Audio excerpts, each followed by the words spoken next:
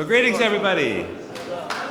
Welcome here to the Ethical Culture Society of Westchester's Ethical Café. We're so glad that you could come out tonight and be part of this lovely event. My name is Bart Worden. I'm the clergy leader for the Ethical Culture Society, the host, along with the 400 Years Project for the Ethical Cafes. And I would like to actually start with a bit of an invocation, just to get us into an excellent mood. And I'm going to bring this down a little bit more so it doesn't boom quite as much as all of that. And I'm going to put my glasses on, because after I hit 60 or so, I have to have them. Anyway, so greetings, everyone. Before we begin, let's gather ourselves together in this space. I mean, how often do we really get to be in a place together where we have the opportunity to hear stories that are often not told, to share ideas about things that we hold dear, and to maybe reach across the table here and there to have a fun conversation. All right? So we've gathered in this place, and while we're here together, let us enjoy the richness of life. Let us open our hearts to the beauty that is within us, to the beauty we behold in the faces around us. Shoulder to shoulder, hand to hand, eye to eye, we celebrate this opportunity for connection and for community. So welcome to this space. Now, we do have libations tonight, but before we get there, I did want to acknowledge a few people who have joined us tonight. And those include Jerice Epps, the director of the Office of Equal Opportunity of Westchester County,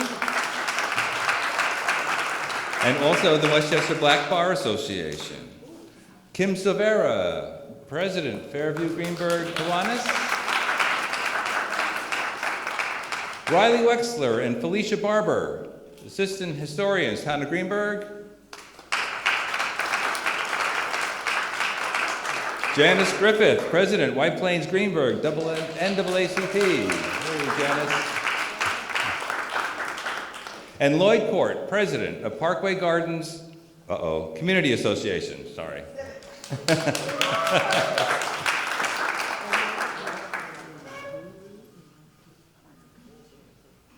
And also the newly elected fire commissioner for Fairview. Congratulations. So welcome all here tonight. Now, just a couple other things. You may have noticed when you came in that we were accepting donations on behalf of the Kiwanis Club. One of the things that we like to do, every dollar that we collect at these events goes straight to the charity that we've identified. And in this case, this is an opportunity to help some kids get to camp. It's an excellent camp. Not everyone can afford to go. And I know they have a scholarship program, and this can be a real help to get more families, more kids to the camp for a really lovely summer experience. So please don't hold back. We will make sure that every dollar you drop goes right to them. All right? So,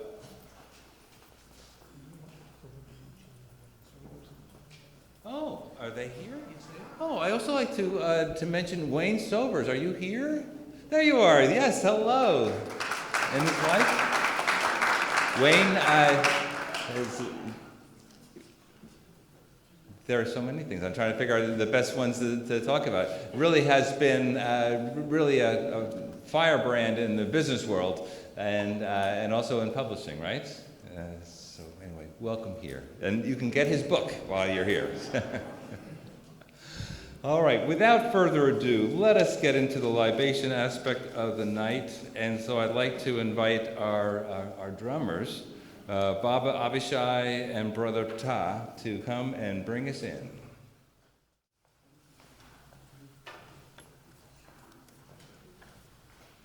First and foremost, we'd like permission to ask the elders amongst us, those who are over 50, your permission to continue with the celebration.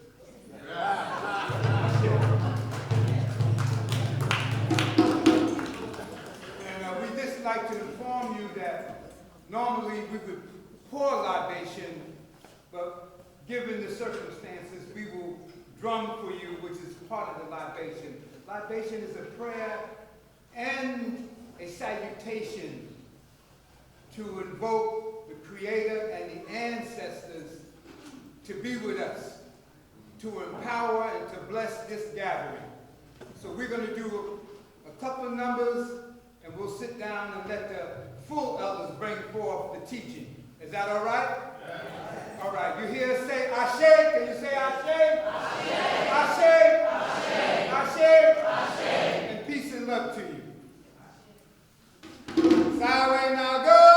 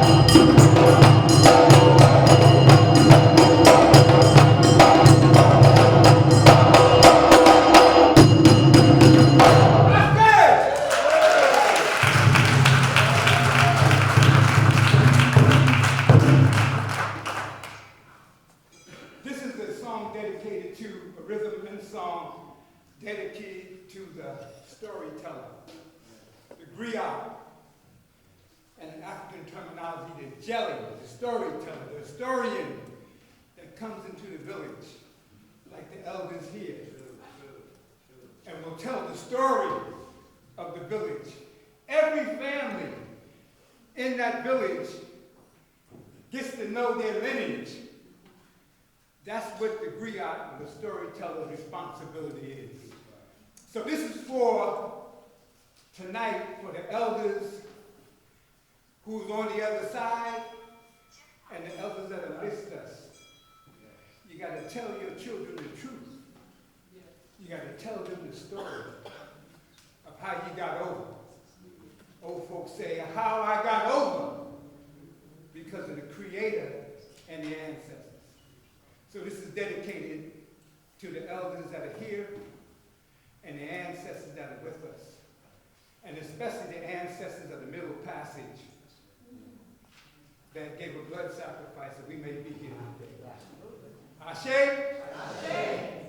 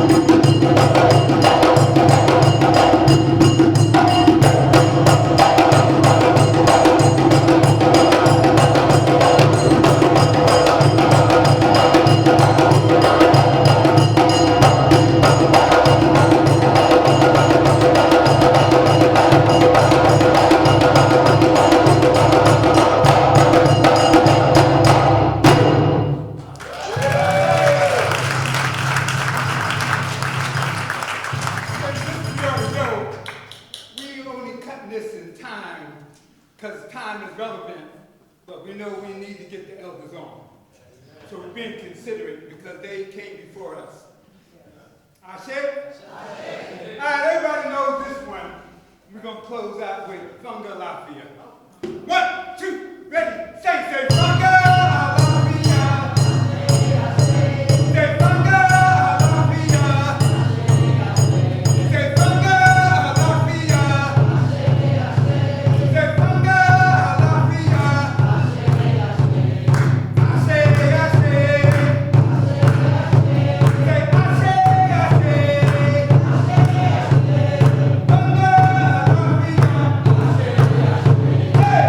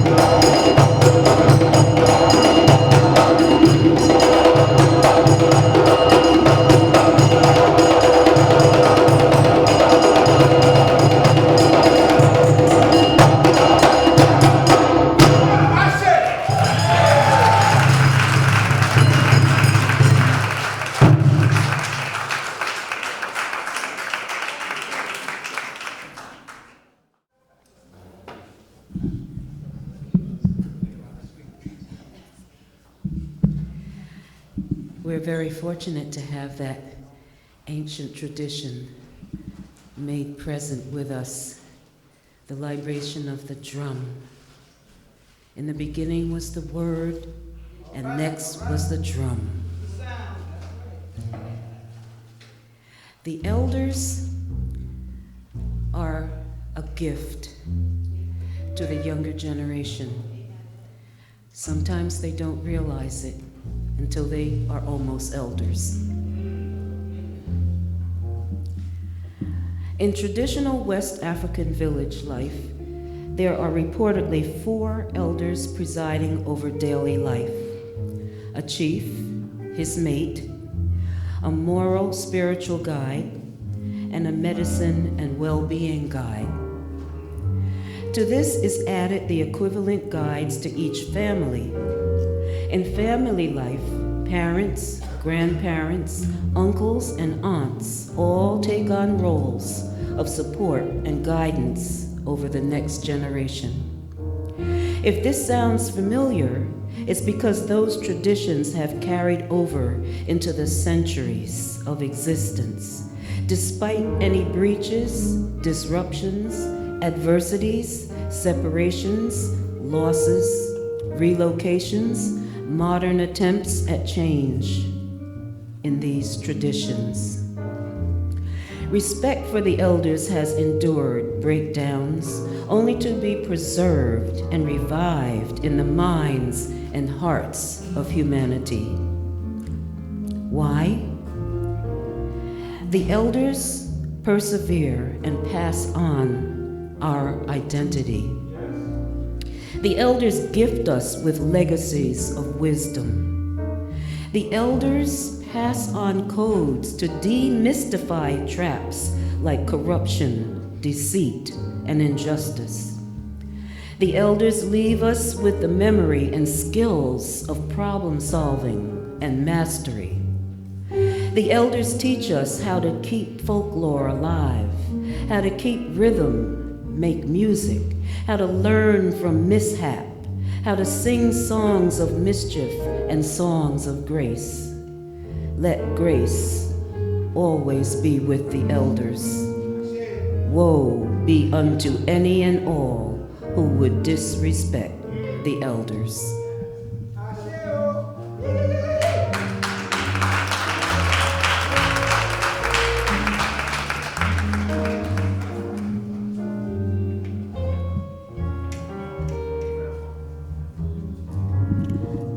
Good evening, everyone, and thank you for being here.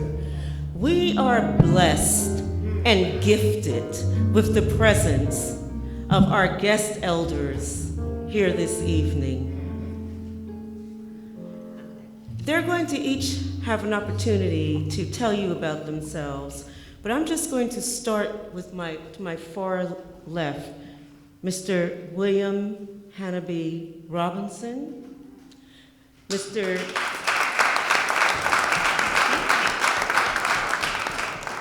Johnny Jones, Mr. Theodore Ted Lee, Ms. Barbara Watson Perry, Ms. Patricia Weems, and Mr. Russell Boston. Collectively, they represent over a century of historical and factual information, the stories of the African American communities in the town of Greenburgh. Let the voices of history begin. Let the voices of history come back into this room through these individuals here who know and can share the stories. Back in 2014, a group of residents from the community, and when I say the community, I mean the broader community, because we are one community. We came together to provide the narrative for a book called Our Roots Run Deep. This book was published by Greenberg resident, Elmsford resident, Harold Esannason, who's not able to be here with us this evening, but he is a photographer and fine artist extraordinaire, as well as a book publisher. And we came together to bring stories and pictures to put this book together. Just listening to Mr. Boston, Ms. Perry, Mr. Lee, Johnny Jones, who attended the meetings on a regular basis, and Pat Weems, who came in intermittently, I just wished at that time that I had a recorder at every meeting because each of them are like walking history books.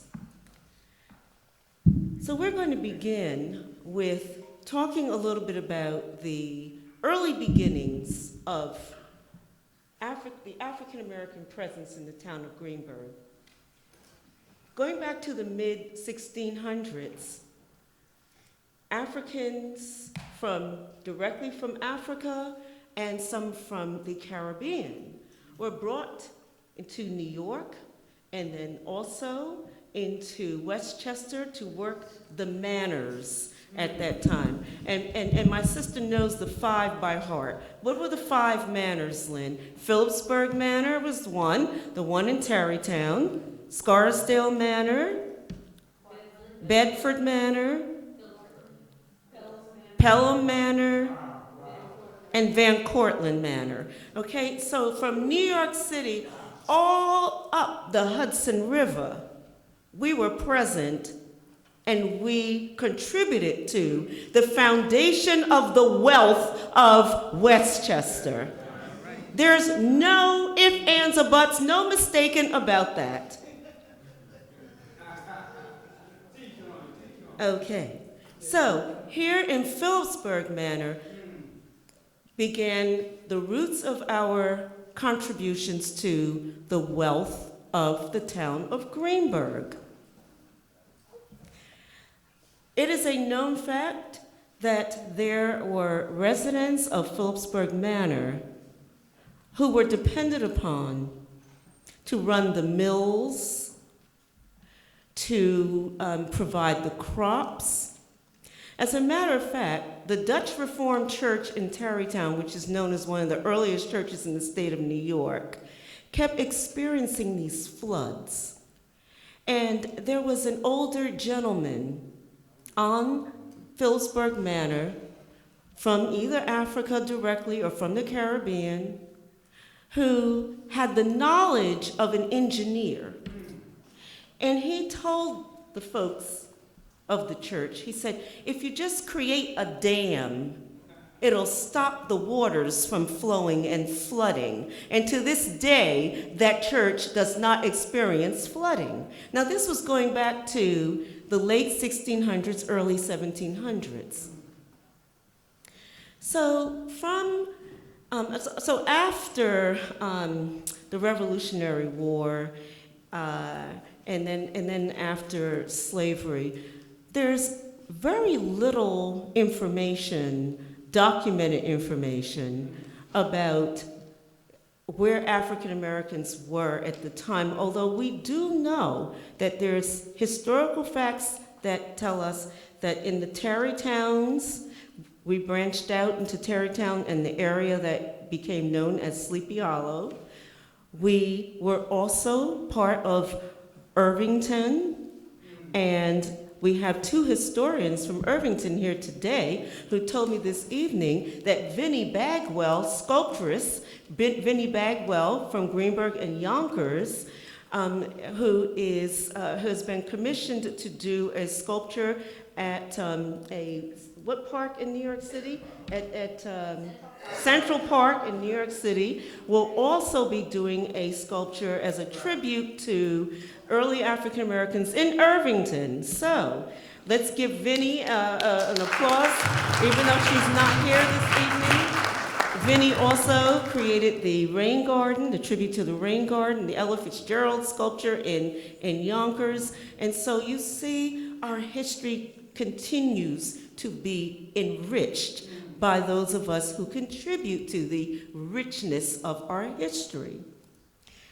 So after slavery ended in New York State, after slavery officially ended in New York State in 1827, because we know that in many parts throughout the country, it was unofficially continued on up until the present day in the prison system, okay? The 13th Amendment allows slavery to exist in the prison system. How many of us knew that? The 13th Amendment allows slavery to continue. Okay, so anyhow, What was known as chattel slavery, okay, ended in various parts of the country. And here in New York, July 4th, 1827. All right, so our communities have been growing, and they've been growing from that time on forward. And many of our men, our ancestors, our great-grandfathers and great-great-grandfathers fought in the Civil War, both from the North, both from the South. They fought in the Civil War, and they helped win the Civil War. Okay, and we also fought in World War II and helped win the war. How many veterans from World War II do we have here today? We certainly have Mr. Hannabe, Mr. Robinson, who is one of the World War II veterans. He was, let's give him a hand.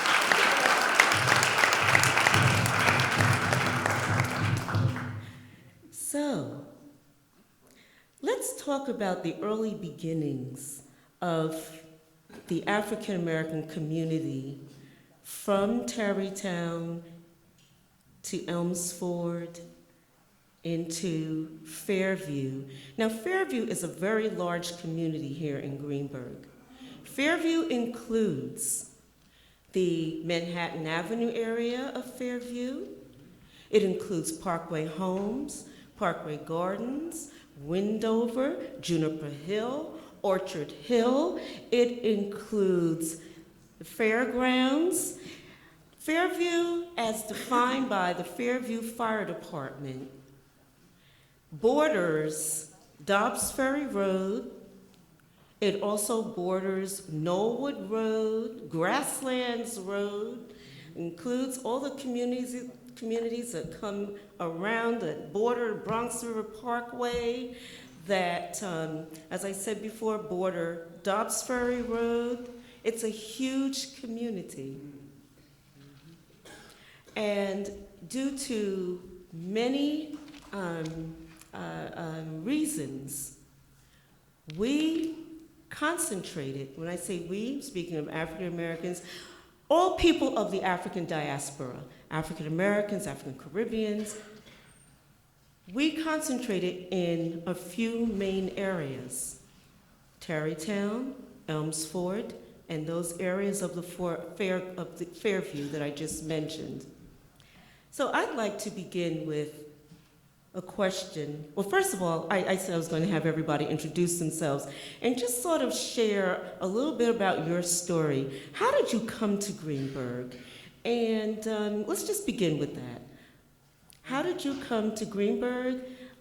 What families are you connected to in Greenberg? Because Barbara Watson's brother, Ronnie, told me, he said, Judy, you know, there were very few fights among us in Greenberg because so many of us were related to so many families that you didn't always know who you were going up against, and you didn't want the family coming after you. He said, so, you know, we just made sure that there were very few fights among us kids as we were growing up.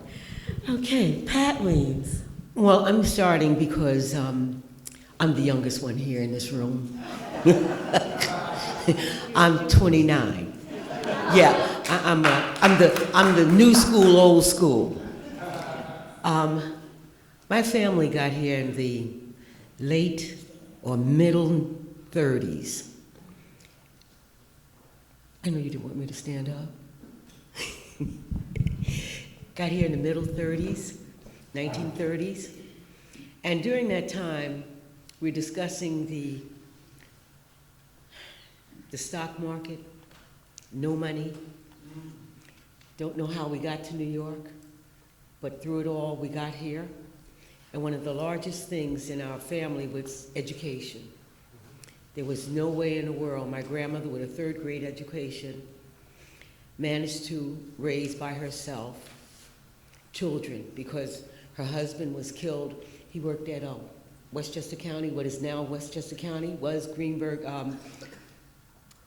not Westchester County, but it was, what was the name of the hospital? Grasslands, thank you. Grasslands Hospital.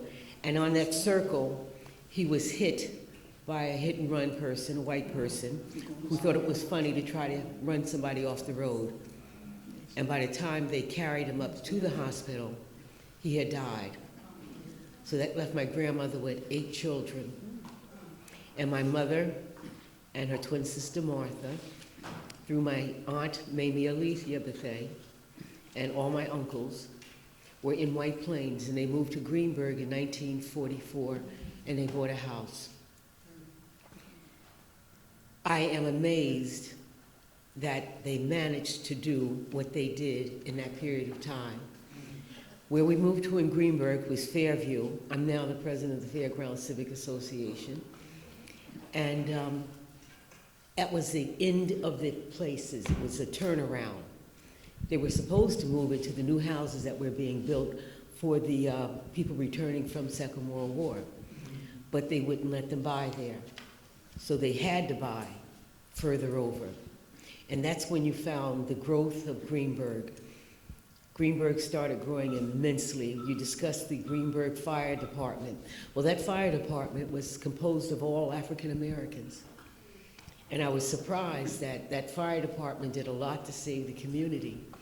They had an organization called the Good Neighbors. And this is a program that I found, I scrunched up from 1962. It listed all of the areas that participated in housing and saving houses. That took in urban renewal. And they lost a lot of houses in that area.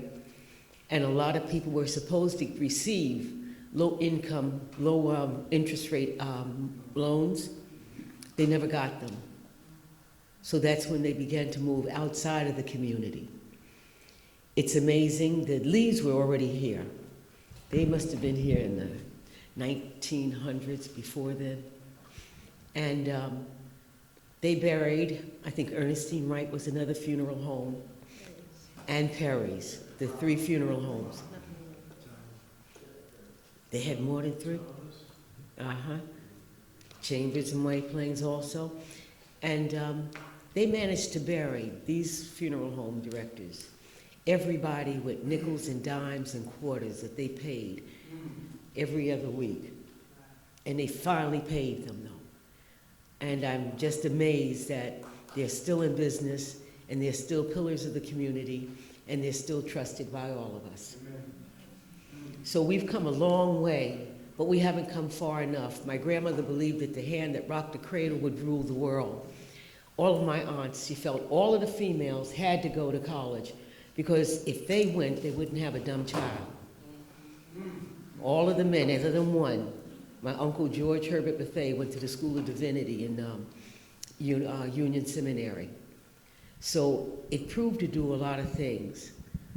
It proved that 1 out of the years that we've been working here in this community, we still have problems with diversity within our school education. On that note, I'm going to stop and move to Barbara Perry in recreation, which my grandmother started the first recreation program in the town of Greenburgh. And she collected $1,500 back in the 50s. Well, she and the community to see to it that there was a recreation program, a recreation department here. My Aunt Martha, who was, she graduated from Winston-Salem Teachers College, was the one who ran it, and she got her little qualification certificate from New York State. And I'm going to hand it over to you.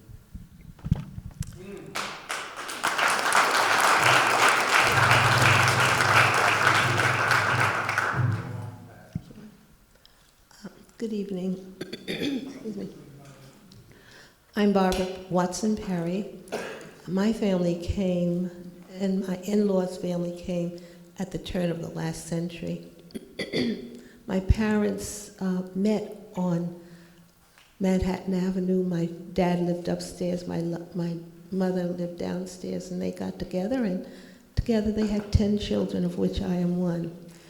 I'm the second child.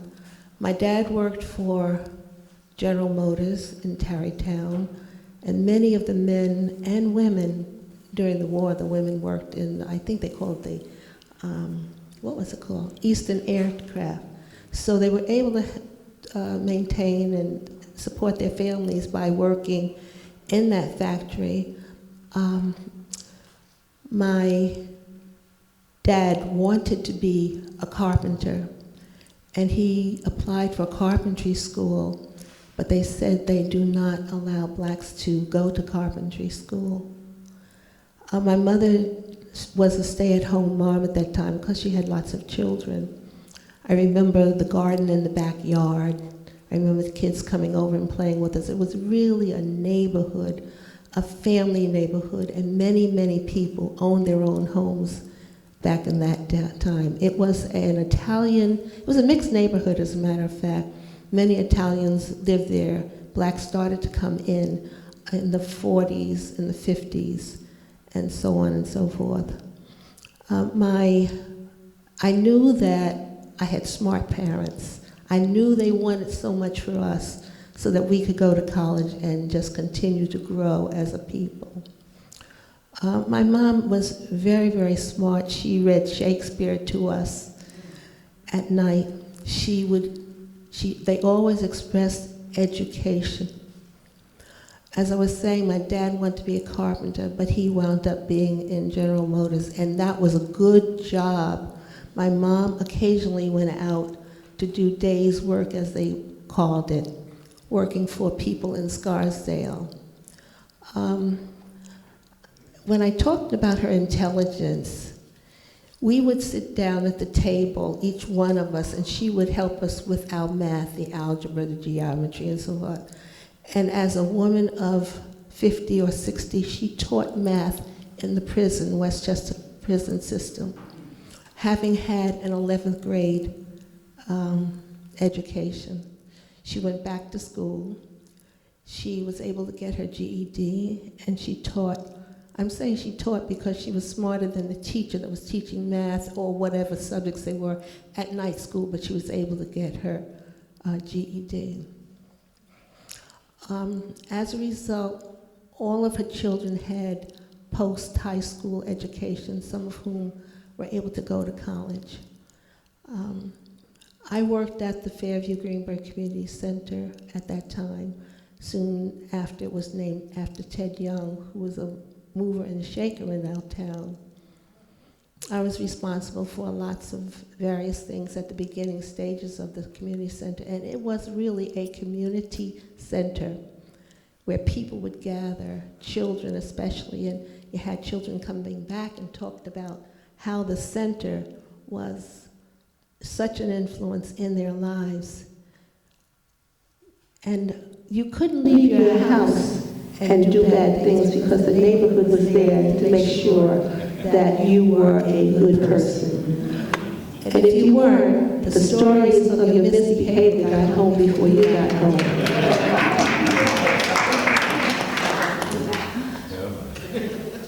I want to talk about the church because that was a really influence in our community. Reverend Hughes, who was the second pastor of the Union Baptist Church, was a mover and a shaker, and someone to whom we could go when there were problems in the community. He protected the children because we had children that got into trouble, but he was always there for the most part to take care of those children. I want to tell you about my in-laws. His name was Mr. Leith. Mr. Leith was one of the first people who was a contractor in the town of Greenburgh. He built homes, he built churches, Union Baptist Church. He actually built Angie's or Deluigi's Market. Many of you may know that market. And with that, he actually built it for his son, who was not able to keep it, but that was a black institution, Angie's or Deluigi's as they called it. But there were many, many businesses, what we would call the corner. There was a cleaners, there was a bar, there was a retail store. I think his name was Mr. Janace. Yeah. And there was a pool room. There were, Mr. Jones is telling me there were 2 pool rooms. There was a chicken farm. Not a farm, but yes. They had actually chickens. And they sold eggs, what Patsy was telling me. But we had a business district. We had a stationery store, we had a drugstore, all those things. We had taxi cabs, we had all of that on the corner, as we called it. But anyway, we did have our commercial business. And I'm going to pass it on because I have so many things going in my mind. So I think we could just interchange as we speak. Okay, go ahead, Johnny, but when Mr. Lee speaks,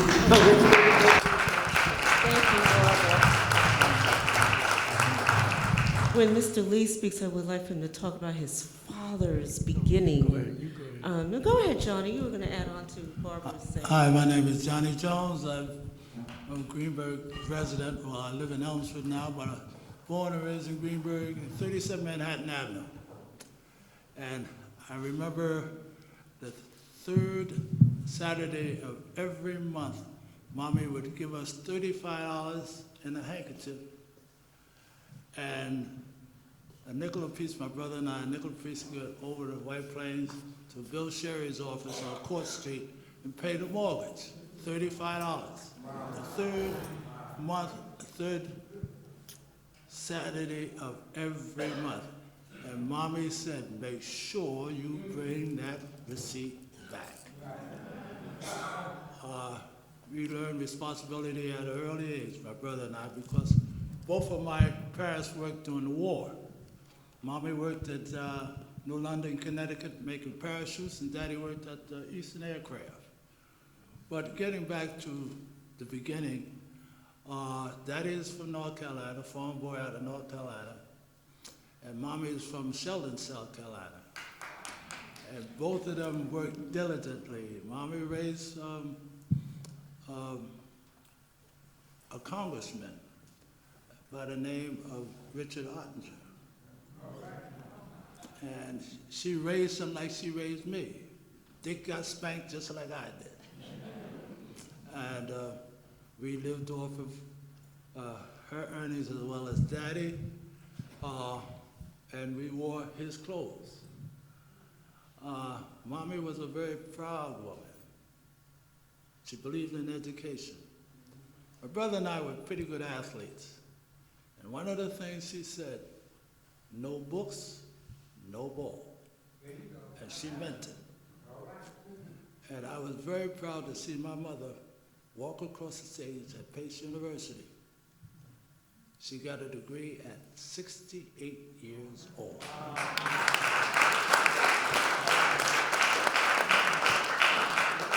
And of course, everyone here knew my dad, the greatest man that ever lived. Ever lived. I challenge anybody. He was so consistent. He believed in his God, his family, and his fellow man, in that order. He was just different.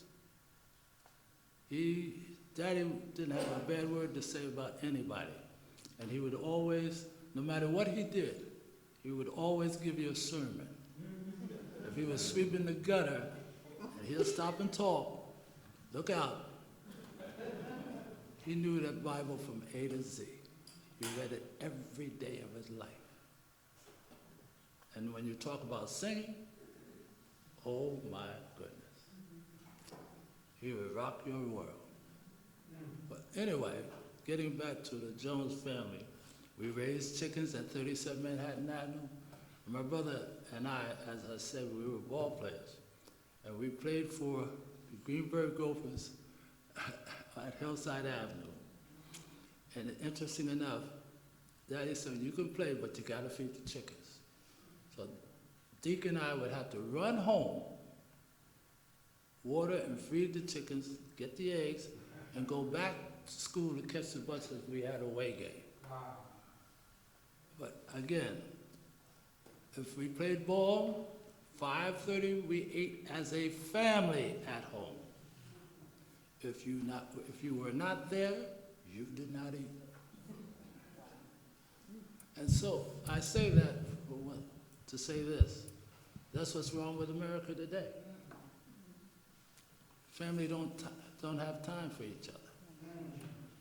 And that's a tragedy. You allow your children to do what they want to do. But my daddy used to say his famous quote, "In this house," that's all he would say. And you got the message. So I can talk all night, but I thank you for this opportunity to talk about my upbringing. And with that, I'll give it to Ted.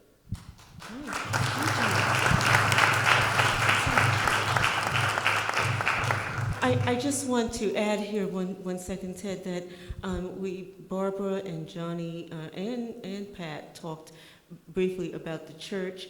The first African American church in the town of Greenburgh was built in the 1860s in Tarrytown, Foster Memorial AME Church. The second oldest church in the black community in the town of Greenberg is Shiloh Baptist in Tarrytown. Was built around the 1880s. The third oldest church in the African American community in Greenberg is Union Baptist, founded in 1914. So I just wanted to interject those little historical facts and figures there for Mr. Teddy Lee. Okay, thank you. Good evening, everybody. I guess you asked the question about how did my family come to the Greenberg area. And I guess it's by death, really, because that's our profession. My father was a funeral director. Well, back then it was an undertaker. But my father came from Lynchburg, Virginia, where he worked, not really worked, but he hung around a funeral home and he ran errands and answered the phone, cleaned the floors and just ran errands and did minor jobs around the funeral home. That's how he became interested in becoming an undertaker. My mother came from North Carolina, in Maiden, North Carolina, which a lot of Greenberg people came from that area too. So that's how I really got to know a lot of people that way. So anyway, it was kind of, as Andy Griffith would say, it's funny how we all got together because I was born in St. Agnes Hospital in White Plains. But I'm kind of connected to Greenberg indirectly, really, not directly like everybody else at this table because of our business. My father came from Lynchburg to Tarrytown because he had some relatives living in New York City in Tarrytown, and he actually wound up in Tarrytown where he had, I think his brother, Thurman Lee, lived in Tarrytown, New York. And at that time, in the early 1900s, because my father was born in 1889, and he came in as a young adult to Tarrytown to live with some relatives. And he, at that time in Tarrytown, there was some black undertakers, Thornton and Corbett. They had a business on 9060 Peister Street in Tarrytown. He befriended them and he worked with them, and one thing led to another, and eventually he became a partner. I think Mr. Corbett had died, and it was like, let's see, Thornton and Corbett and Lee, and then there was Corbett and Lee and Matthews in Tarrytown. But anyway, back then the laws weren't as strict as they are nowadays, and you could have what was called like a manager in every city that you could probably have a business in. So they had funeral branches in Mount Vernon, Tarrytown, Austin, and Yonkers, I believe, in White Plains. As time went by and the laws became strict and you had to go to school and everything, my father graduated from Renard School of Embalming in New York City. I think it was in 1921, somewhere around that time, 1920. And he actually he kept the business that was in White Plains because either the partners died or they just retired or didn't, follow through with their business. So my father kept the place in White Plains. So this is our 105th year in business.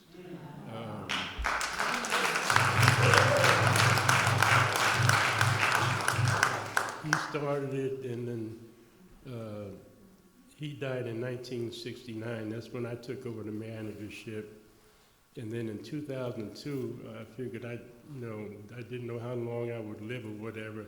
And I saw how other funeral directors would die when they were retired or before they retired, or they died before, but something happened. But anyway, I said, I want to turn my managership over to my daughter, Jennifer.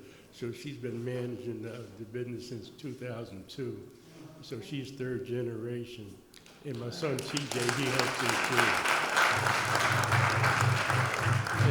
too. And my wife, Joanne, she got her license. So actually, TJ, he's not licensed. He's on the payroll, and he does. He's a facilities manager, so he does. He's a big help at the funeral home at home. Joanne, Jennifer, and I are both licensed, and I know one time Joanne answered the phone. Somebody called. I think, I don't know, it could have been a salesman or something, wanted to do something, and tried to put pressure on Joanne. Said, I'm just Joanne, the wife, and my father. My husband. He's not here. It's a mom and pop operation. I'm mom and he's pop and he's not here. So I hung up on him. But anyway, that's how we became connected with the Greenberg population. It's through my father coming to Tarrytown and then having a business in White Plains. And in the general area, White Plains, Greenberg, that area, when death happened, we were there, and I remember I remember when, as a youngster, I guess in my before teenage years, I would help my father, and he would go to homes to make house calls sometimes when a person died at home. Back then, they had a medical examiner at Grasslands Hospital, but back then they didn't have the help that they have nowadays, and funeral homes had to offer a courtesy of going and removing a body if the medical examiner wasn't able to do it at the time. So it was a courtesy thing that most of the funeral homes did. So I went with him sometimes. He had the weed basket, where we place bodies and to remove bodies from homes. And he used to go to some homes to do the actual embalming. We still have some of the equipment that my father used to do that, the embalming table, portable embalming table, and some of the embalming instruments and equipment that he used to embalm at home. And then even when there were, accidents or tragedies on the road or at a train crossing, wherever it was. I've seen it all myself coming as a youngster. I saw it all, just growing up. You name it, and I've seen it, and I got used to it.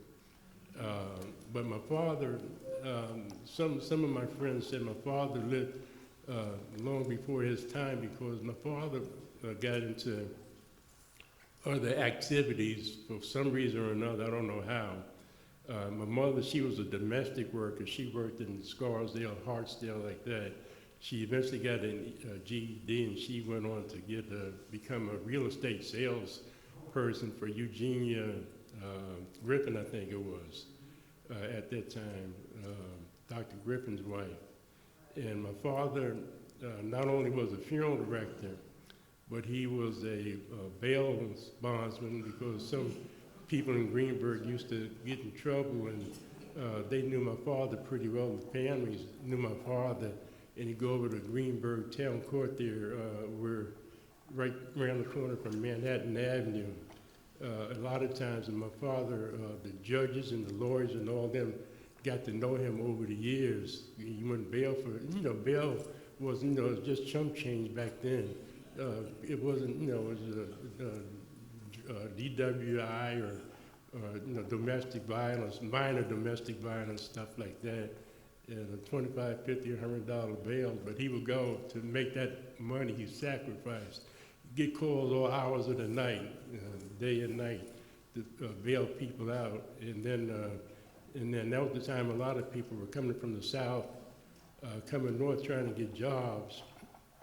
And in some places you needed to get you needed proof, whatever you needed to work. So you needed like a birth certificate. Some people were, you know, born, it was like midwives back in those days. In some places down in the south, and they came north, they didn't have anything. So my father and my mother, they worked it out where they could write down to whatever state the person was from, to the health department, the Board of Health, wherever it was, to get what they call a delayed birth certificate, in order for them to, you know, prove their age.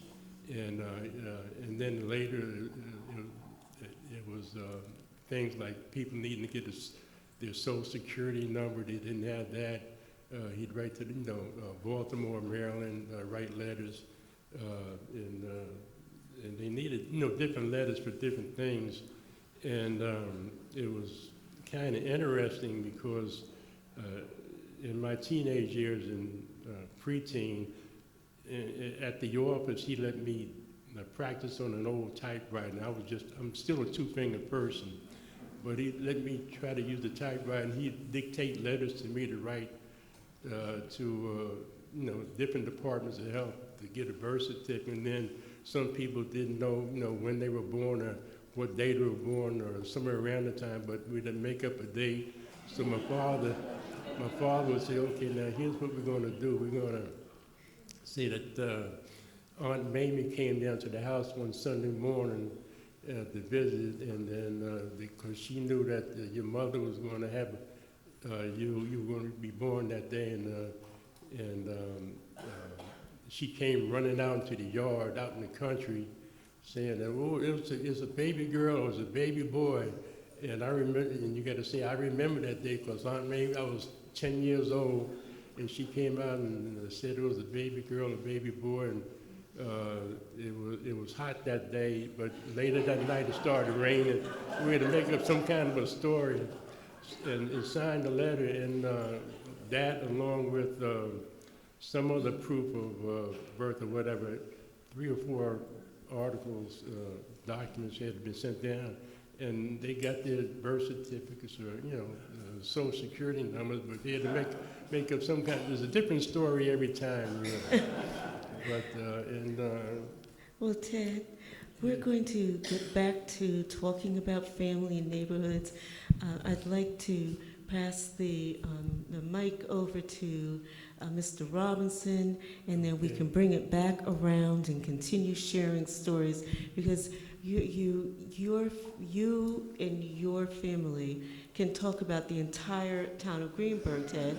Your father started out in Tarrytown, and because there were so few funeral directors back then, your father probably met and knew almost every African American family in the town of Greenberg. So you have so many rich stories to tell. As the microphone is being passed over to Mr. Robinson, let's please get Teddy. I'd just like to say one more thing to Johnny Johnson's Absolutely. father. His favorite, I don't know if this was his favorite song, but it was Times Like These, is what I remember. Okay, so before Mr. Robinson begins, our families, it sounds from the stories we've heard so far, many of us began moving into Greenberg during the 20s, 30s, 40s, and 50s, and we were from Georgia, Florida, North Carolina, South Carolina, Virginia. Where else did we come from? So, Mr. Robinson, please tell your story. Well, I'm not going to keep you all here all night because I've got too much to talk about. Because I came to Greenberg in 1928 from Virginia. And the reason why I came to Greenberg because at that time there was a depression going on. For you all that don't know what a depression was, it was the time that you didn't have no work and you didn't have nothing to do, you starved. So my family left Virginia and came to New York in 1928. In 1928, there was a trolley running from White Plains to Elmsford, a trolley, like a train. And up on a place that in Greenberg now is called Orchard Hill. Well, Orchard Hill got a lot of beautiful homes up there now, but when I came to Greenberg, there was no homes there. It was an apple orchard. That's why they called it Orchard Hill. There was no houses there. It was all trees, apple trees. And my father was a very large man, and he had to climb those trees to pick apples for us to survive. It was terrible during the Depression time. And then I went to the Army. Matter of fact, before I get to that, I went to Albany about a few months ago, and I was inducted into the Veteran Hall of Fame.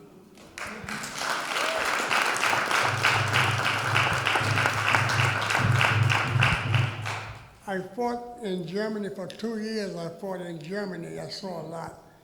And then I came back from the Army, and I met this young lady that named Elsie, and Reverend Hughes married us. And from then I had 5 children. One of them is here tonight, Teresa. I had 5 children, and I worked for General Motors for 33 years in Tarrytown. But in Greenberg, it was Greenberg then, but now it's much different now. Greenberg is much different now. It's a lot going on now that it wouldn't be going on when I came to Greenberg, because they had this chicken market down here called Jerry.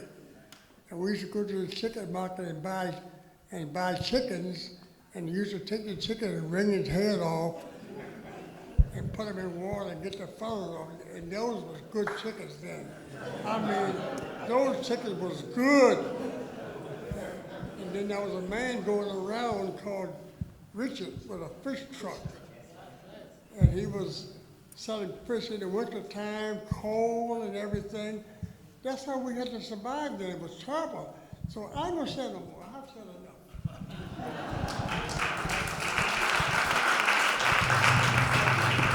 Last but not least. My family came here from North Carolina in 1927 during the Depression. And 3 years later, I came along. My family consists of 9 individuals. We were like stepping stones, but no one can actually realize how the Depression did our family. In the 1930s, in the 1935, 1936, even so. My family also consists of 5 brothers and 4 sisters, and we had special assignments, and as you became certain ages, and there was no turning around once your turn come back, unless you wanted to bribe some of my younger brothers to do the work for you. My sisters, at that particular time, they were doing housework. Until the East Aircraft during the Army, they were working for the defense plants. 2 of them in Lynn, New Jersey, and 1 of them in Tarrytown. My father was a carpenter. He was also a steeplejack. And his work was so busy that he could not work from home.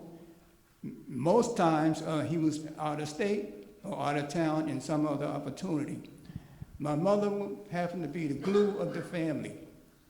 And we were all residents of Greenburgh, and as a consequence, we all went to Greenburgh schools. I started in the first grade because I could, the fact that we were stepping stones, I could learn how to read. One day in the kindergarten, they put me in the first grade because I could read. One of the other things that I think I should remember is that since my family was the glue of the family, my mother, that is, she held everybody in a responsibility. And as they say, if there's ever such thing as a black woman being busy, my mom fit the bill. We all attended to the Greenberg Central 7. Some did well, others did not do so well. When others was graduating from school, there was no such thing as going to college or even further in your education. The first thing you had to do when you came out of school, you had to go to work and help support your family, especially since my father was in faraway places. I say that to say this. Our younger people to this day, they have no idea what depression led to. Most men at that particular time did not have jobs. They had a government project called the WPA, which stood for the Work Project Action, and that was like working on a chain gang. And last but not least, I found that I had my real education since I was up in life. In the early 30s, that's when I began to really get my education. And I would always be thankful for the opportunity that it afforded me while I was growing up. Having 9 children, and they all did well. And we all also had longevity in my family. I have 4 people in my family that reached the age 90, and hopefully I'll get there one day.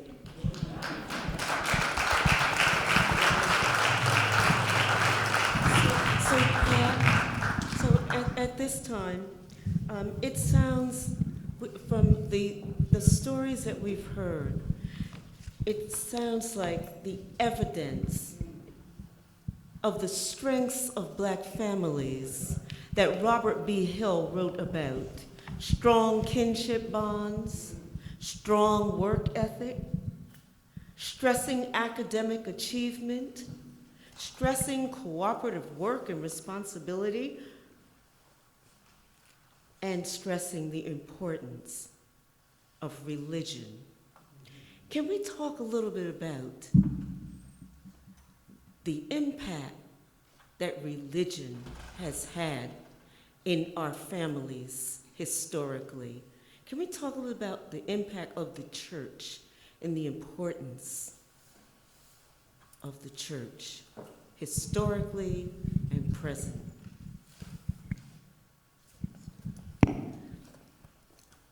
May I jump in here? Of course. I don't think that any family that came up during that Depression can say that somebody didn't know how to pray. My grandmother, God bless her, Lord Jesus, 5:30 in the morning when the sun got up, all right? Jesus, please help me, bless my family, thank you, Jesus.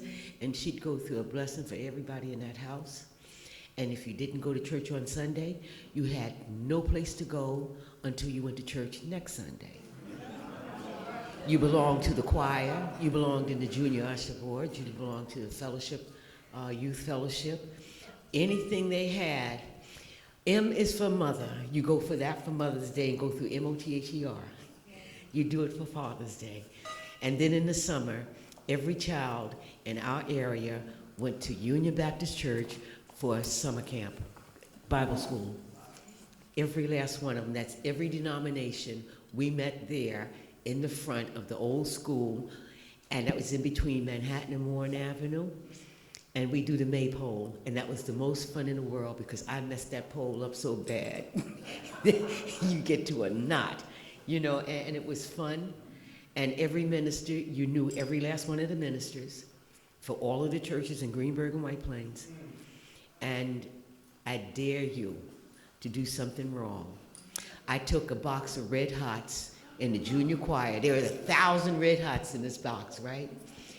And right there in the prayer, they started popping all over the floor. No rug. Kenny Lee was in the back of me, and he said, "Don't anybody turn around."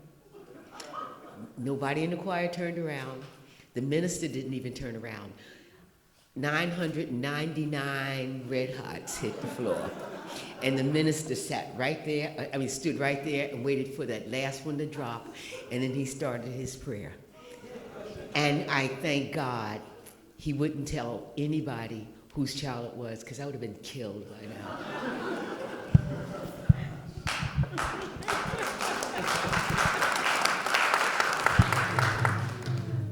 No matter what, if you went out on a Saturday, you had to get back home in time to go to church. Actually, you had to get home by 10 o'clock or 11 o'clock. And that next morning, you got up and you made sure you got up and went to church, to Sunday school, BYPU, as I remember someone say, beat your pastor up. But, but anyway, church was really the center of our community. We all gathered there. We prayed together, we played together, and it was just unlike today with people going their separate ways, especially the children with their iPhones, their smartphones, and all of that. They don't talk to each other, but we had to do that. We had Sunday school. Our Sunday school teachers were like our parents. They made sure that we knew everything we needed to know as young ladies to grow up. If our parents couldn't talk to us, our church family did, particularly that Sunday school teacher, one of whom I really admired and I remember till this day, Ellie Banks. Ellie Banks was the best teacher that I've ever had, and she was my Sunday school teacher, and she watched us grow through high school, through college, through marriage, and all of that. But they were important in our lives. We loved them. But church was the focus of our community.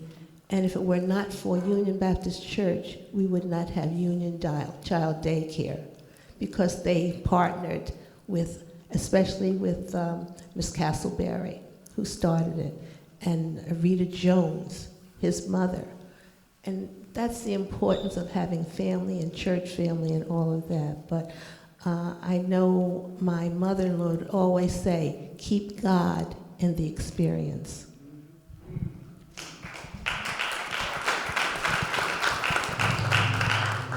Well, I don't have to say too much about Johnny Jones and Grover Jones going to church. If the door was open, we had to go. I got engaged, and I remember communion would be every third Sunday night. And I would be down at Apollo. And I told my wife, I said, hey, I got to get home. And it was understood that you never miss communion. And I remember Daddy, and I think everybody in this room know my dad. He was a very religious man. He knew his God so well. And there was nothing funny about it. He wasn't a fanatic. He just knew his God so well.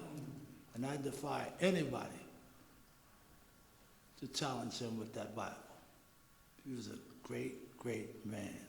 I remember, and I hate to bore you with this, but I have to say it. Daddy was in a nursing home. And my wife and I had gone to see him that night.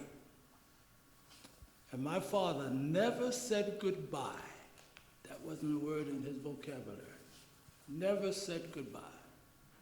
When we came out, my wife said, John, you hear what Daddy just said? I said, what? He said, goodbye.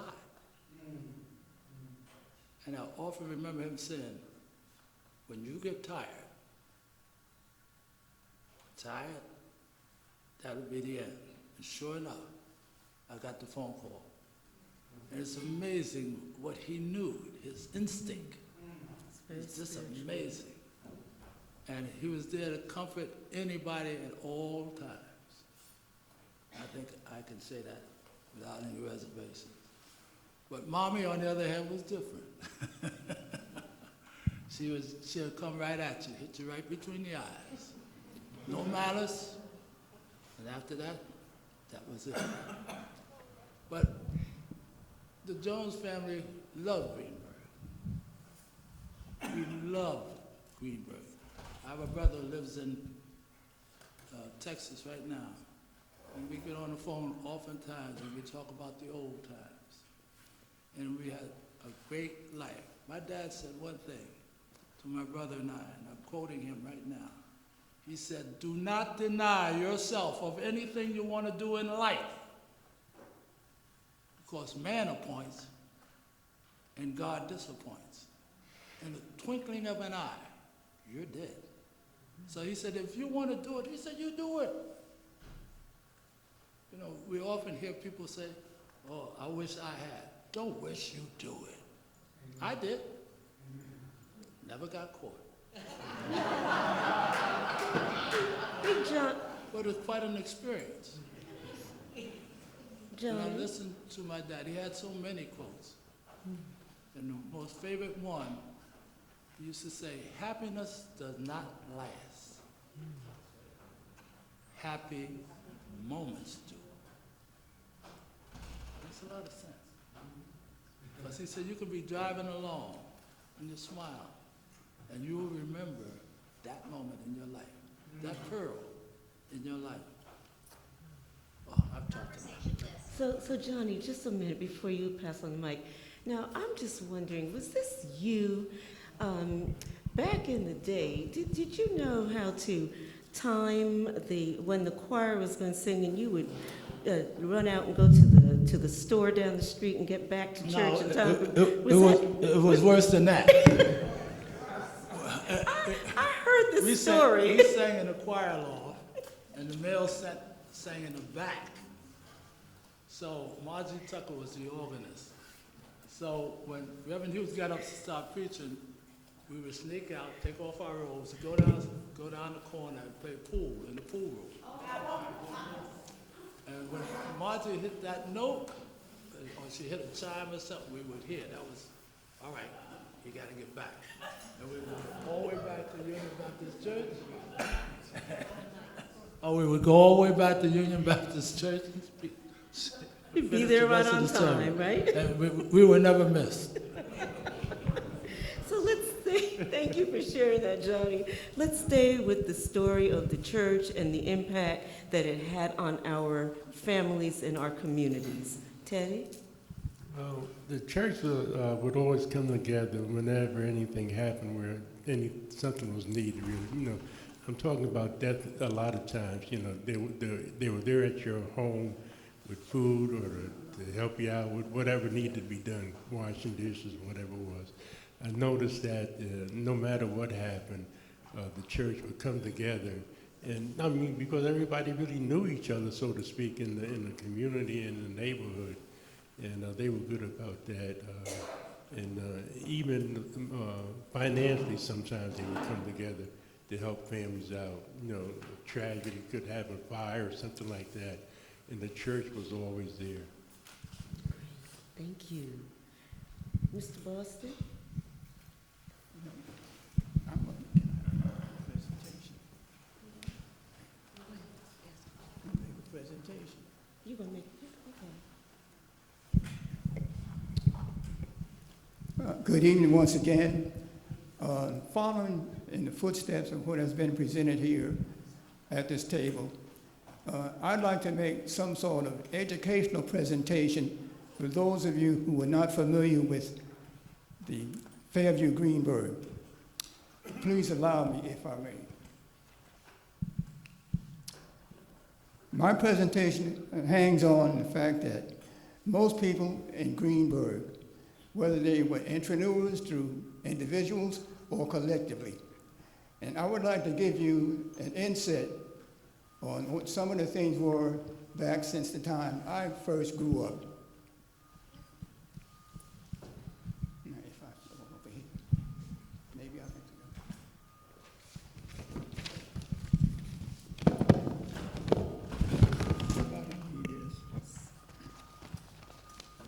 the presentation I'm going to make for your interest is the fact that there are many people who grew up in the town of Greenburgh. Also, their families have roots there, and some of them still like myself. I will begin by making sure that you know something about the history of the town of Greenburgh and what we did for a living before you leave here tonight. First of all, Charles Snyder was the beer distributor, and these go all the way back to the days when I was like maybe 12, or even younger. I'm going to give you the name of those entrepreneurs, both individuals and collectively, as I indicated.